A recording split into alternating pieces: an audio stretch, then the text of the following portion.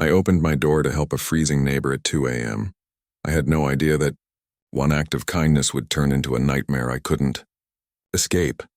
The rain was hitting hard against the windows when I finally crawled into bed that night. It was past midnight, and I'd spent another evening sitting alone in my apartment scrolling through my phone without really looking at anything. That's what my life had become over the past 6 months. Wake up, go to work, come home, eat something from a container, and pretend I was fine with being alone. The divorce had done that to me. Turned me into someone who preferred silence over company. My apartment was small, but it was mine. No arguments, no tension, just peace and quiet. Or at least that's what I told myself every night. I was just starting to drift off when I heard it. A soft knock on my door. Not the kind of knock you'd expect from someone in an emergency. More like someone who wasn't sure they should even be knocking at all. I looked at my phone. 2 in the morning. Who knocks on someone's door at 2 in the morning? For a second I thought about ignoring it, pretending I didn't hear anything and going back to sleep. But the knocking came again, a little more urgent this time. I dragged myself out of bed, threw on a shirt, and shuffled to the door. When I opened it, I saw my neighbor standing there. The woman from across the hall. We'd crossed paths maybe 3 or 4 times since I moved in. A quick smile, a polite hello, nothing more than that. But now she was standing at my door in the middle of the night, wearing thin pajamas and shivering. Her eyes were red. She'd been crying. "I'm so sorry," she said immediately, wrapping her arms around herself. "I know it's late. I really wouldn't be here if I had any other choice." I just stood there confused and still half asleep. "Is everything okay?" She shook her head. "My heating broke. The whole system just died about an hour ago and my apartment is freezing. I called the emergency maintenance line, but they said they can't send anyone until morning." I could see her breath in the hallway. "It really was cold. I tried to tough it out," she continued, her voice shaking. "I put on layers, wrapped myself in every blanket I have, but I can't stop shaking. I don't know anyone else in this building, and I just thought maybe—" She trailed off, looking embarrassed and desperate at the same time. What was I supposed to do? Tell her to go back to her freezing apartment and suffer through the night? I'm not that kind of person. At least I didn't used to be. "Come in," I said, stepping aside. "You can crash on the couch. I've got extra blankets." The relief on her face was immediate. "Thank you so much, really. I'll be out of your way first thing in the morning, I promise." I grabbed a couple of blankets from my closet and a pillow from my bed. She settled onto the couch, still shivering even though my apartment was warm. I turned up the heat a little more and asked if she wanted some tea or something hot to drink. "No, I'm fine," she said quietly. "You've already done more than enough. I'm sorry for bothering you." "It's fine," I told her, even though part of me felt awkward about the whole situation. Having a stranger in my apartment in the middle of the night wasn't exactly something I was comfortable with. But what else could I do? I went back to my room and closed the door, leaving it open just a crack in case she needed anything. I lay there in the dark, staring at the ceiling, listening to the sound of the rain. Sleep didn't come easy. I kept thinking about how weird the situation was, how I'd gone from being completely alone to having someone sleeping on my couch in the span of 5 minutes. Eventually, I must have dozed off because the next thing I knew, I was waking up to a sound. Not loud, but enough to pull me out of sleep. I opened my eyes and saw a shadow standing in my doorway. My heart jumped for a second until I realized it was just her. "I'm sorry," she whispered. "I didn't mean to scare you. What's wrong?" I asked, sitting up a little. She was still shivering, hugging herself tight. "I can't get warm. I don't know why. I tried everything, but I just can't stop shaking." I could hear it in her voice. She wasn't lying.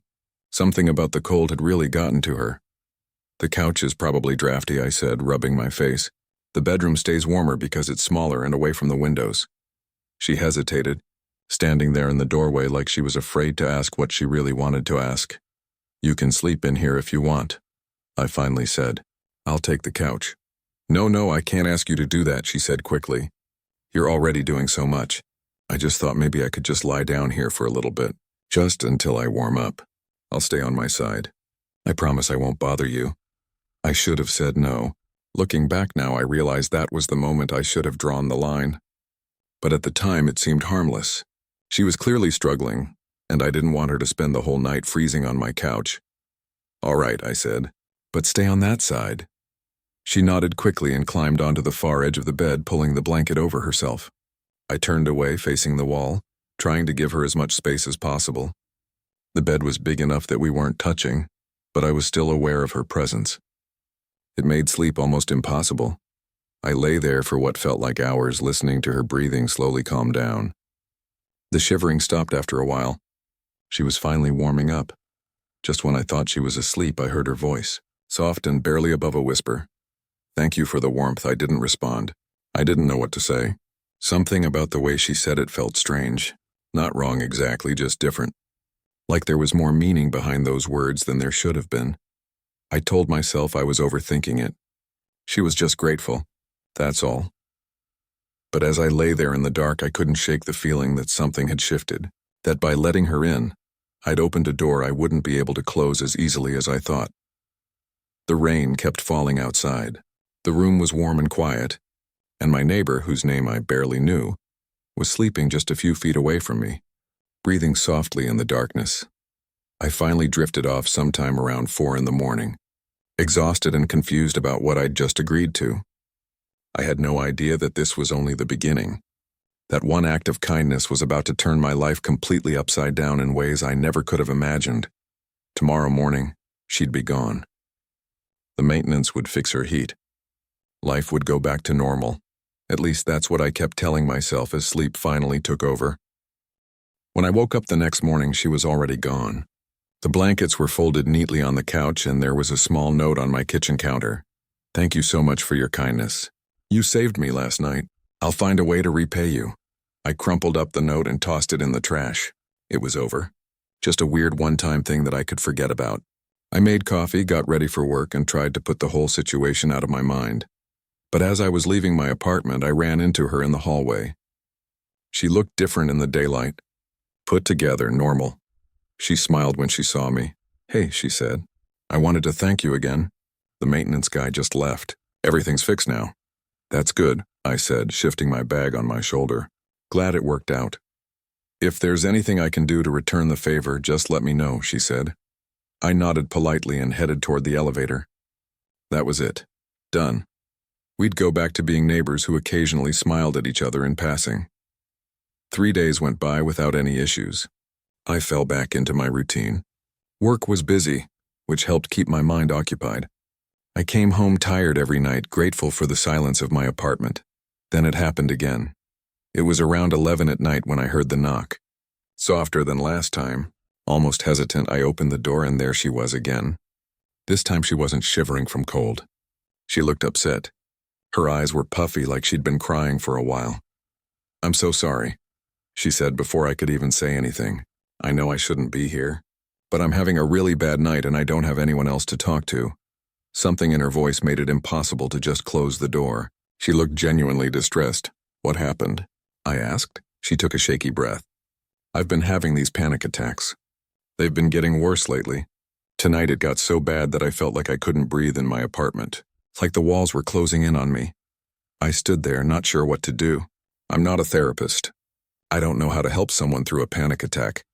"I just need to not be alone right now," she continued. "I know that sounds pathetic. I know we barely know each other. But you were so kind the other night, and I thought maybe, what could I say? That she should go deal with her problems alone? I'm not that cold. You can come in for a bit," I said. "Do you want some water or something?" She nodded and came inside. We sat in my living room and she explained that she'd been struggling with anxiety for months, that she'd recently moved to the city to get away from a bad situation, that she didn't have friends or family nearby. I listened because that's what you do when someone's going through something difficult. After about an hour, she seemed calmer. She thanked me and said she'd head back to her apartment, but she didn't leave. Instead, she asked if she could sleep on my couch again, just for tonight, just so she didn't have to be alone with her thoughts. I should have said no. I should have suggested she call a helpline or a professional, but I didn't. I told her the couch was available if she needed it. She fell asleep quickly this time. I went to my room and tried to do the same. But around midnight, I heard my bedroom door open. I sat up and saw her standing there in the darkness. "I'm having nightmares," she whispered. "Every time I close my eyes, I see things I don't want to see. Would it be okay if I just stayed near you? Your presence helps. It makes me feel safe." This was getting weird. I knew it was getting weird. But she looked so vulnerable standing there, and I didn't know how to say no without feeling like a terrible person. Just for tonight, I said. She climbed onto the edge of the bed again, staying on her side like before, but this time felt different. More intentional, like she'd planned this. I lay there awake for a long time, staring at the ceiling, wondering what I was doing, wondering why I kept letting this happen. The next 2 weeks became a pattern I didn't know how to break. She'd show up at my door every few nights with a different reason. Sometimes it was nightmares. Sometimes it was anxiety. Once she said she heard strange noises in her apartment and was scared someone was trying to break in. Every time I'd let her in. Every time she'd end up in my bed, whispering about how she needed to feel safe. How my presence was the only thing that helped her sleep. Nothing inappropriate happened. We never touched. We barely even talked once she was lying down. But it still felt wrong, like I was being pulled into something I didn't understand. My coworker noticed I looked exhausted, asked if everything was okay at home. I didn't know what to tell him, that my neighbor had basically moved into my bed a few nights a week, that I didn't know how to make it stop without feeling like I was abandoning someone who needed help. I started researching things online, articles about boundaries, about how to help someone without becoming responsible for them. The more I read, the more I realized I was in over my head. Then came the morning that changed everything. I was running late for work. She'd stayed over the night before and I'd barely slept. I was rushing around trying to get ready when there was a knock on my door. I opened it without thinking. It was my ex-wife, standing there with a box of my old things she'd found while cleaning out her storage unit. "Hey," she said, "sorry for just showing up. I tried to text but you didn't respond. I figured I'd just drop these off quickly." Before I could say anything, my neighbor walked out of my bedroom wearing my hoodie. She looked half asleep, her hair messy, walking toward the kitchen like she lived there. The expression on my ex-wife's face went from surprise to hurt to judgmental in about 3 seconds. "I can explain," I started to say, but my ex-wife just shook her head. "You don't need to explain anything to me. We're not together anymore. You can do whatever you want." She set the box down in the hallway and walked away before I could say another word. My neighbor looked confused. "Was that your ex?" "I'm sorry, I didn't know she was coming over. Should I have stayed in the bedroom?" I closed my eyes and took a deep breath. This had gotten so far out of control that I didn't even know where to start fixing it. "We need to talk," I said. "This whole situation needs to stop." She looked at me with those sad eyes, the same eyes that had convinced me to help her in the first place. "Please don't push me away," she whispered. "You're the only person who makes me feel like I'm going to be okay." And that's when I realized I wasn't helping her at all. I was enabling something much more complicated than I'd ever imagined. After my ex-wife walked away that morning, I knew things had to change. I couldn't keep living like this. Whatever was happening between me and my neighbor had crossed too many lines. I called in sick to work that day. I needed time to think clearly without the exhaustion clouding my judgment. My neighbor had gone back to her apartment, sensing that I needed space. But I knew she'd be back. She always came back. I spent the afternoon doing something I should have done weeks ago. I researched how to set boundaries with people who struggle with mental health issues. I read articles about codependency and enabling behavior. The more I read, the more I realized I'd been making all the wrong choices. Being kind doesn't mean saying yes to everything. Being compassionate doesn't mean sacrificing your own peace of mind. These were things I needed to understand before I had another conversation with her.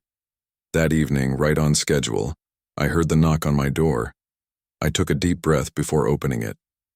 She was standing there with that same vulnerable expression, ready to give me whatever reason she'd prepared for why she needed to come inside tonight. "Can we talk?" I asked before she could say anything. She nodded and I let her in, but this time we stayed in the living room. I didn't offer her anything to drink. I didn't try to make her comfortable. I needed this conversation to be different. "Listen," I started, trying to keep my voice calm and clear. "I've been thinking a lot about the past few weeks, about this arrangement we've fallen into." She looked nervous. "Did I do something wrong?" "It's not about right or wrong," I said. "It's about what's healthy for both of us. I want to help you, but I don't think what we've been doing is actually helping." Her eyes started to water. "You're the only person who understands what I'm going through. You're the only one who makes me feel safe." "But I'm not a therapist," I said gently. "I'm not trained to help you through panic attacks or nightmares. What you need is professional support, Not a neighbor who lets you sleep in his bed because he doesn't know how to say no. The tears started falling down her cheeks. So you're just going to abandon me? Like everyone else? I'm not abandoning you, I said, feeling the guilt trying to creep back in. I'm saying that we need better boundaries. I'll help you find a therapist. I'll even help you research support groups for people dealing with what you're going through. But you can't keep coming here every night. She was quiet for a long moment, wiping her eyes. Then she started telling me her full story. Things she'd only mentioned in bits and pieces before. She'd been in a relationship with someone who controlled everything about her life. Where she went, who she talked to, what she wore. When she finally found the courage to leave him, she moved here to start fresh. But the trauma followed her. The nightmares, the panic attacks, the fear of being alone. She'd been seeing a therapist for a while, but her therapist had recently moved to a different practice and the transition had left her without support, right when she needed it most. I know I've been putting too much on you, she admitted. I know it's not fair, but when I'm near you, I don't feel scared. I don't feel like I'm drowning. You give me this sense of calm that I can't find anywhere else. My heart went out to her. I really did want to help, but I also knew that this dynamic wasn't sustainable. It wasn't good for her to become dependent on me, and it definitely wasn't good for my own mental health. I understand that you're struggling, I said, and I genuinely want to see you get better. But that has to happen with professional help, not by coming to my apartment every night. She agreed, though I could tell it was hard for her to accept. We spent the next hour looking up therapists together. I helped her make a list of options and even found a support group that met twice a week for people recovering from difficult relationships. She left that night with an actual plan. For the first time in weeks, I felt like maybe things were going to get better. Maybe we'd both be okay. For 3 days, I didn't hear from her. No knocks on my door. No texts. Nothing. I started to relax a little, thinking that maybe my talk had actually helped. That maybe she'd found the support she needed. Then I woke up one night around 3 in the morning with this strange feeling, like something wasn't right. I opened my eyes and nearly jumped out of my skin. She was lying next to me in bed, wide awake, just watching me. "What are you doing?" I asked, my heart racing. "How did you get in here?" She didn't answer right away, just kept looking at me with this expression I couldn't quite read. "I had a panic attack," she finally whispered. "The worst one yet." I couldn't breathe. I thought I was dying, and all I could think about was getting to you, getting to your warmth. "But how did you get in?" I asked again, sitting up. She looked away, embarrassed. "I made a copy of your key a few weeks ago. I'm sorry. I just needed to know I could get to you if I really needed help." My blood ran cold. This wasn't okay. This was so far past not okay that I didn't even know how to process it. "You need to leave," I said, trying to keep my voice steady. "Right now." "Please don't be mad," she said, reaching toward me. "I didn't mean to scare you. I just needed my warmth." "I know," I interrupted. "But you can't just break into someone's apartment. You can't make copies of their keys without asking. This is not okay." She started crying harder than I'd ever seen. "I'm sorry. I'm so sorry. I wasn't thinking straight. The panic attack was so bad and I just reacted. Please don't hate me." I got out of bed and turned on the light. "I need you to give me back the key. All copies of it. Right now." She pulled a key out of her pocket and handed it to me, still crying. "And this can't happen again," I said. "I mean it. No more coming to my apartment. No more nighttime visits. We're just neighbors. That's all we can be." She nodded, but something in her eyes made me uneasy, like she was agreeing just to calm me down, not because she actually planned to stop. She left, and I immediately got up and pushed my dresser in front of the door. I knew I needed to change my locks as soon as possible, maybe even talk to the building manager about what had happened. I didn't sleep at all the rest of that night. I just sat there in the dark, wondering how a simple act of kindness had turned into something so complicated and unsettling. And I couldn't shake the feeling that this was far from over. The next morning, I went straight to the hardware store and bought new locks. I spent my entire Saturday installing them myself, double-checking every window, making sure there was no possible way she could get in again without my knowledge. I felt paranoid, but after waking up to find her watching me sleep, paranoia seemed pretty reasonable. On Monday, I worked up the courage to confront her properly. I knocked on her door that evening. ready to have a firm conversation about boundaries and explain exactly why what she'd done was not acceptable. She opened the door, looking surprised to see me there. "We need to talk about the other night," I said. She stepped back, letting me into her apartment. It was the first time I'd actually been inside her place. It looked normal, clean, nothing unusual. Somehow that made the whole situation feel even stranger. "I wanted to apologize again," she said before I could start. "I know I crossed a major line. I haven't been thinking clearly. The stress and the panic attacks have been making me do things I wouldn't normally do." "It's more than just crossing a line," I said. "You made a copy of my key without asking. You came into my apartment while I was sleeping. Do you understand how serious that is?" She nodded, looking down at her feet. "I do, I really do. And I'm so ashamed of myself." Then she changed tactics completely. Her whole demeanor shifted. She looked up at me with this soft expression and said something that caught me completely off guard. "I think I've developed feelings for you. Real feelings. And I thought maybe you felt the same way about me. All those nights we spent together, the way you've taken care of me, I thought it meant something. I felt like I'd been punched in the stomach." "What? No, that's not what this was. I was just trying to help a neighbor who seemed like they were in trouble." "But you let me into your bed," she said, "multiple times. You held space for me when I was falling apart. That meant something to me. I never meant to give you the impression that this was romantic," I said, trying to keep my voice level. "Everything I did was just trying to be a decent human being.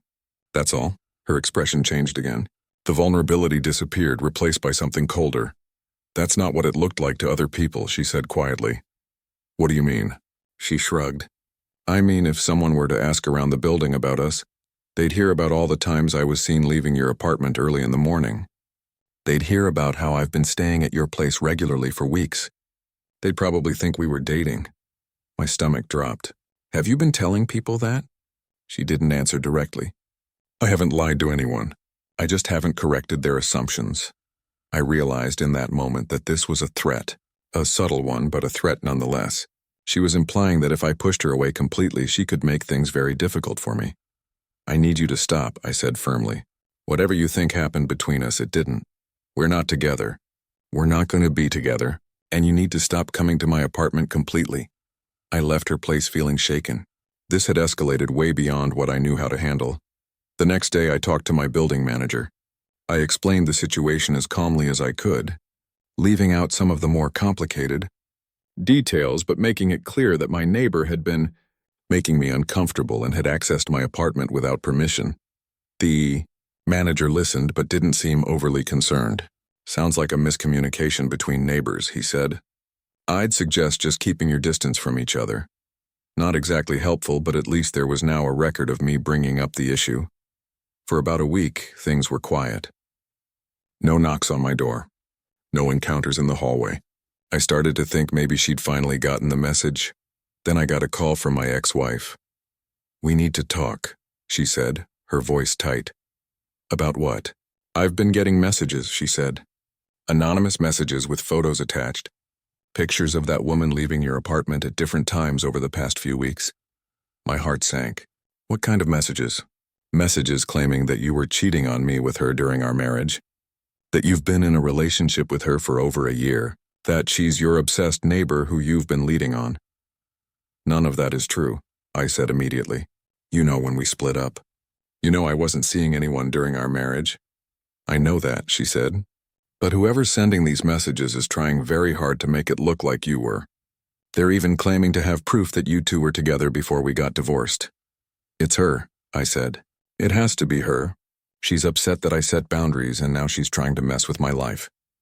My ex-wife was quiet for a moment. "What exactly did you get yourself into?" I explained everything. The whole story from the beginning. The late-night knocks, the gradual escalation, the key, all of it. To her credit, my ex-wife believed me. She'd known me long enough to know I wasn't the kind of person to make up stories like this. "You need to file a police report," she said. "This is stalking behavior." She was right. I'd been trying to handle this on my own, trying to be understanding, but this had gone too far. I went to the police station the next day. The officer who took my report was professional, but I could tell he'd seen cases like this before. "Has she threatened you directly?" he asked. "Not in so many words," I admitted, "but she made it pretty clear that she could make things difficult for me if I pushed her away." As I was giving my statement, the officer looked something up on his computer. His expression changed. "Your neighbor," he said. "She wouldn't happen to be about late 20s, moved here about 8 months ago?" "Yeah, why?" "Because there's a restraining order against her from another state, filed about a year ago by a man who had a very similar story to yours. She fixated on him after he helped her during a difficult time.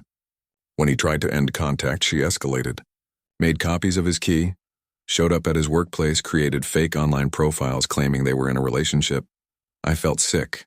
This wasn't just a misunderstanding or someone struggling with mental health issues.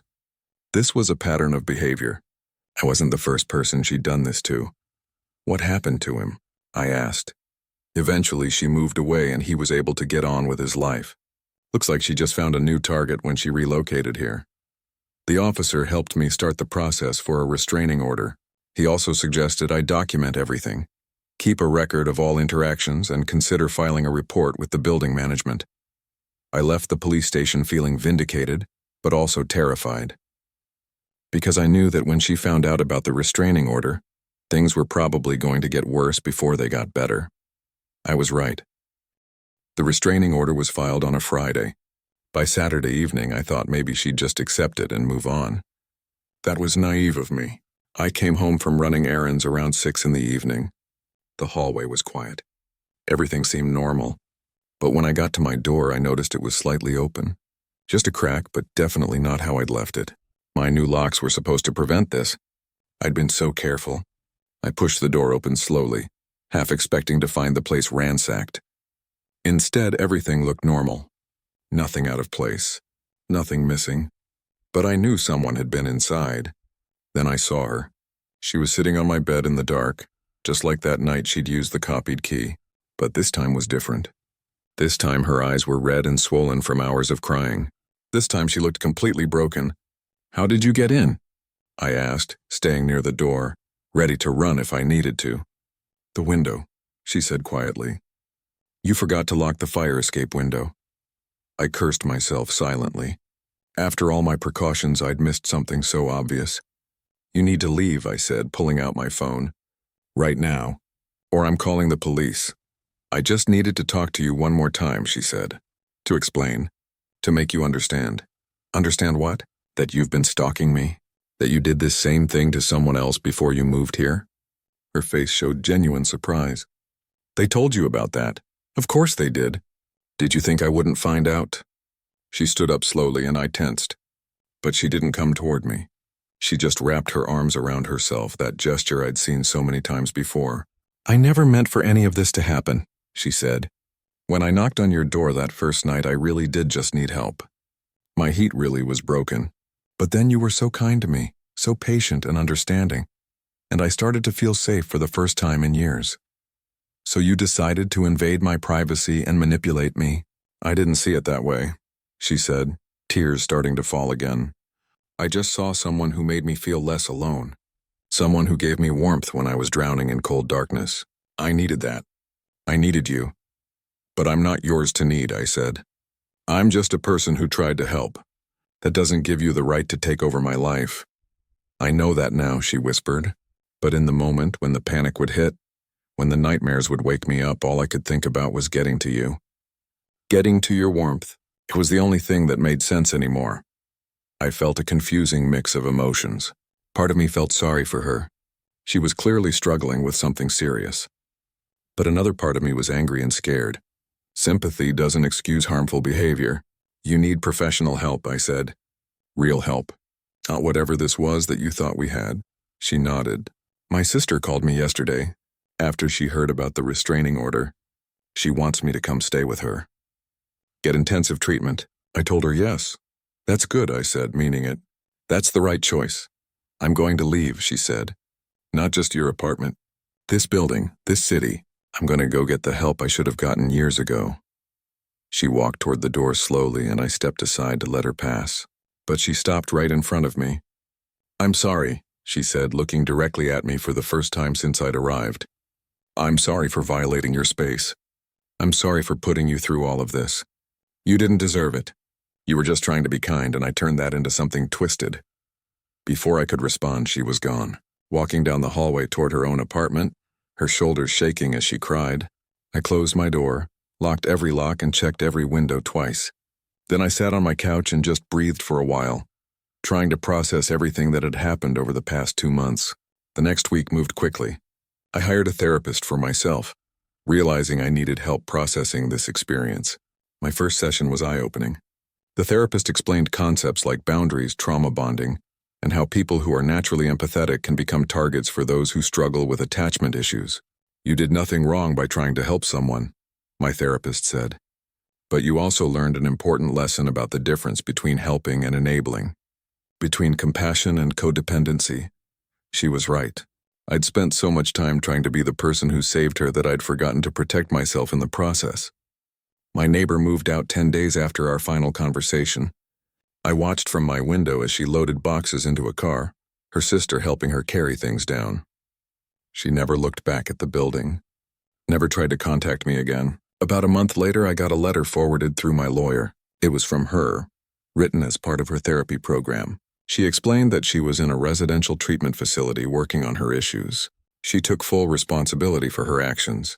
She didn't ask for forgiveness or try to justify what she'd done. She just acknowledged the harm she'd caused and thanked me for being the catalyst that finally got her to seek real help. I read the letter once and then put it in a drawer. I didn't respond. That chapter of my life was closed, and I needed to keep it that way. 3 months after everything ended, my ex-wife and I met for coffee. We'd been texting occasionally, slowly rebuilding a friendship from the ashes of our marriage. "You seem different," she said, studying my face. "Better. More settled." I learned a lot about myself through all of this, I admitted. About my boundaries, about when to help and when to walk away, about the difference between kindness and self-sacrifice. She smiled. "That's growth. Real growth." We talked about other things. Our jobs, mutual friends, the weather. It felt normal, comfortable. Like we could finally be okay even though we weren't together anymore. As I walked home that evening,